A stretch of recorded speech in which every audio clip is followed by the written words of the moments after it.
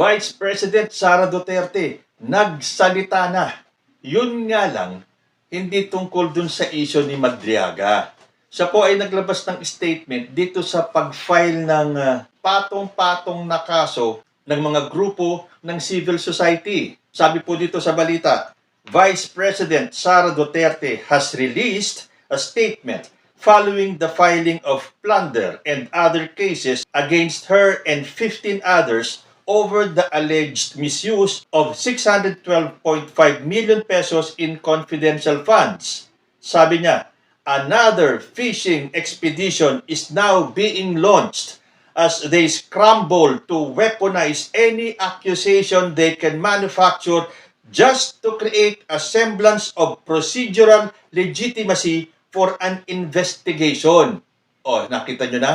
Style talaga ng mga Sara Duterte yung ganyan. Magre-release ng statement, iikutin, babaluktutin ang kwento para magmukhang siya ang biktima. Hindi ko na po babasahin yung statement niya kasi sigurado naman, mang-uutunan naman tong si Sara Duterte. Mangbubudol na naman. Magpapaawa effect na akala mo siya ang iniipit. Tapos palalabasin na naman niya na gobyerno ni President Bongbong Marcos ang nang-iipit sa kanya. Bakit? Si Bongbong Marcos ba ang nag-file ng kaso sa ombudsman? Hindi ba mga civil society yon? Kung tutuusin niya, mga hindi naman makabongbong yung mga nag-file ng kaso sa kanya eh. Pero siyempre, ipagpipilitan nila na si President Bongbong Marcos na naman ang may pakanarang lahat. Ganyan kasi sila eh. Paano? Nasusukol na po sila. Lahat ng pagbibintang nila kay President Bongbong Marcos ay nababack to you lang kay Sara Duterte. Sabi pa niya, hinihikayat ko ang ating mga kababayan na maging mapanuri at huwag basta magpapadala sa mga paninira. O hindi ba? Sa mga salita pa ng ni Sara Duterte, back to you kagad yan, Sara. Tuloy ko, hindi ito tungkol sa paghahanap ng katotohanan. Ito ay tungkol sa pagtakip ng nakawan sa kaba ng bayan na hanggang ngayon ay walang nananagot. O hindi ba? Kung sinusundan ninyo yung ICI investigations, meron na pong mga kinasuhan, may lalabasan na ng warrant of arrest. Kaya ang ginagawa ng kampo ni Sara Duterte, nang gagaslight, gustong paikutin ang isip ng mga tao, napakitang tao lang ang ginagawa ni President Bongbong Marcos nung isiniwalat niya itong flood control anomalies. Tatamaan kasi sila eh. Kaya lahat na lang ginagawa nila. Tapos sasabihin ni Sara Duterte, hinihikayat ko ang ating mga kababayan na maging mapanuri at huwag basta magpadala sa mga paninira. Eh sino ba ang mga naninira? Hindi ba si Sara Duterte at ang mga kampon niya? Dapat daw maging mapanuri tayo. Totoo po yan. Mula nang nanggulo ang mga Duterte, naging mapanuri ang taong bayan. Kaya hindi na nila tinatanggap itong mga pabiktima ni Sara Duterte. Ikaw ang dapat managot dahil ikaw ang unang mga nanira. Mula noong pumalas ka kay President Bongbong Marcos, na nung una, doon sa mga speeches mo, pagkatapos ng eleksyon, meron ka pang sinasabi na si President Bongbong Marcos ay hindi corrupt, ay hindi magnanakaw sa pera ng kaban ng bayan. Pero ngayon, ano sinasabi mo? Pinalalabas ng kampo ninyo na si President Bongbong Marcos ang utak ng korupsyon at siya ang magnanakaw. Hindi mo na kami madadala sa ganyang salita, Sara Duterte. Mga kampon mo na lang ang maniniwala sa iyo. At sa panahong to, talagang naging mapanuri na po ang taong bayan at alam na namin kung sino ang totoong nagtatrabaho at yung mga naninira lamang. Yun po ang kaibahan nila ni President Bongbong Marcos. Pareho naman po sila nagtatrabaho eh. Si Bongbong Marcos nagtatrabaho para iangat ang buhay ng bawat isang Pilipino. Si Sara Duterte, ang trabaho niya ay siraan ang gobyerno, si President Bongbong Marcos, ang Pilipinas. Tapos kapag sila binato na tulad itong mga kasong final ng civil society groups, magpapaawa. Dahil ito daw ginawa ng grupong ito, ng civil society group, ay hindi paghahanap ng katotohanan. Ito daw ay para pagtakpan ang nakawan. Again, sino ba ang nag-file? Ganun naman kasi sila eh. Tunan niyo yung kaso ni former President Digong. Sinisisi nila kay PBBM kung bakit nasa dahig. Sino ba ang nag-file ng kaso? Hindi ba si former Senator Sonny Trillanes? Eh yung mga kaso ngayon sa ombudsman, sino ang nag-file? Di ba sila Cielo Magno? Sila Robert Reyes ba yun, yung pare? At ang mga civil society groups? Bakit ang gustong palabasin ni Sara Duterte sa kanyang statement, si Bongbong Marcos ang gumawa noon para pagtakpan daw ang mga nakawan sa bayan? Sino ba ang lumalabas na nagnanakaw sa bayan? Sino ba ang hindi maipaliwanag yung confidential funds? Sino ba ang nagsiwalat ng anomalya sa flood control projects? Sino ang naglantad ng korupsyon? Sino ang mapanira na pupunta sa ibang bansa, magrarally para siraan si President Bongbong Marcos? Kaya kahit na anong sabihin pa ni Sara Duterte, hindi na po ito kakagatin ng tao. Tapos the nerve sasabihin niya, hindi daw ito paghahanap ng katotohanan. Ito daw ay tungkol sa pagtakip ng nakawan sa kaba ng bayan. Alam mo, abogado naman si Sara Duterte. Bakit hindi niya harapin lahat itong mga kaso niya?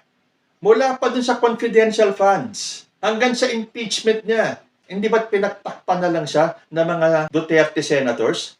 Hindi nga ba't nagtagumpay si Chis Escudero para hindi matuloy yung impeachment? Pero sorry kayo, may ibang paraan. Kung talagang walang tinatago, hindi dapat matakot. Dapat harapin. Hindi po pwedeng habang buhay na lang ay tatakbuhan ni Sara Duterte itong mga aligasyon sa kanya. Patunayan mo muna. Dapat kapag nagsalita ka under oath. Sabagay, itong grupo nila mula kay Saldico, na puro paninira lang naman ang ginagawa. Wala namang sworn statement. Meron silang orderly gotesa, pero peke naman yung sworn statement. Itong si Sara Duterte, ayaw manumpa. Natandaan nyo yung hearing sa Quadcom? Lahat ng mga alipores niya, nanumpa. Siya, anong ginawa? Nakaupo lang at ayaw manumpa. Bakit? Dahil halatang halata na may itinatago. Dahil kung wala kang tinatago, matapang kang tumayo at manumpa sa lahat ng sasabihin mo. Itong si Madriaga, naglakas ng loob lumabas kahit na malagay sa alanganin at panganib ang kanyang pamilya. Gumawa ng sworn statement at pinanumpaan sa harap ng abogado. Nakita nyo lahat ginagawa nila para madiscredit itong si Madriaga. Hindi ganyan ang labanan. Umarap kayo. Kung si Madriaga nag-sworn statement, dapat ganun din si Sara Duterte. Hindi na uubre itong pinagtatakpan ang nakawan sa bayan. Maging mapanuri at huwag basta-basta makinig sa paninira. Back to you lahat yan Talbog lahat sa yan, Sara Duterte. Ang ginawa pa ng grupong ito, led by Sara Duterte, inunahan nila lahat ng ibinibintang nila kay President Bongbong Marcos tulad ng mali-maleta daw na pera na dineliver ni Saldico. Yun pala, tatalbog sa kanila at duffel bag pala ang dinalang pera sa kanya ni Madriaga. Hindi ba? Inuunahan nila. Keso drug addict daw si President Bongbong Marcos. Yung pala, ano ang nakasaad sa sinumpaang salaysay ni Madriaga? Sabit ang asawa ni Sara Duterte. At pati siya, sabit din siya sa pogo at sa drug money na ginamit sa kanyang kampanya. Di ba? Bumalik lahat Lumalabas ang katotohanan. Inunahan kasi nila ang taong bayan. Binrainwash nila ang taong bayan to believe na si President Bongbong Marcos ang addict. At siya ang ulo ng korupsyon. Yung taong nagsiwalat ng korupsyon, siya din daw ang ulo ng korupsyon. Kapani-paniwala ba yon? Pero ang gustong gawin ni Sara Duterte at ng kanyang mga alipores, oo, posible yon. Na yung taong naglabas ng katiwalian, siya ang tiwali. Hindi ganyan. Humarap kayo sa korte, manumpa kayo, at diyan kayo magdadaldal. Ilabas mo lahat ng nalalaman mo. Hindi na makukuha ang taong bayan sa paiwas-iwas. May hangganan ang pag-iwas sa pagsagot sa katotohanan. Ngayon, kung makita naman ng korte na hindi ka nagsisinungaling, na tama ka naman pala, na sinisiraan ka lang pala ni Bongbong Marcos, the well and good, absuelto ka. Kaya lang, dapat manumpa ka. Yun naman ang pinaka-importante. Sworn statement. Hindi po pwedeng sa sockbed ka labas ng iyong mga hinain, ng iyong mga pagkontra, ng iyong pagbatikos, ng iyong mga akusasyon, lahat ng pagbibintang kay President Bongbong Marcos, pero puro laway lang ang puhunan nyo. Puro salita lang. Manumpa kayong lahat. Ikaw, si Saldico, at yung mga naninira pa kay President Bongbong Marcos. Para kahit na papaano, magkaroon naman ng tinge of truth ang sinasabi nyo.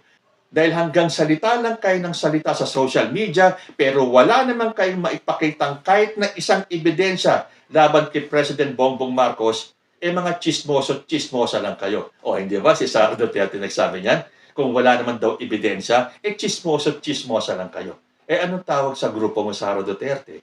Tapos ngayon, lilinlangin mo na naman ng tao, palalabasin mo na naman na ikaw ang biktima. Pero hindi ba sabi ko na sa inyo, kapag merong issue na lumabas laban kay Sara Duterte, maya-maya lang andyan na yung kanyang statement para kontrahin kung ano man yung aligasyon. Kaya akala ko nung nagsalita na si Sara Duterte ay tungkol sa affidavit ni Madriaga. Hindi pala. Ang tinira niya itong civil society groups na naghain ng patong-patong na kaso laban sa kanya. Tapos, palalabasin niya na si President Bongbong Marcos ang may pakana ng pag-file ng kaso laban sa kanya.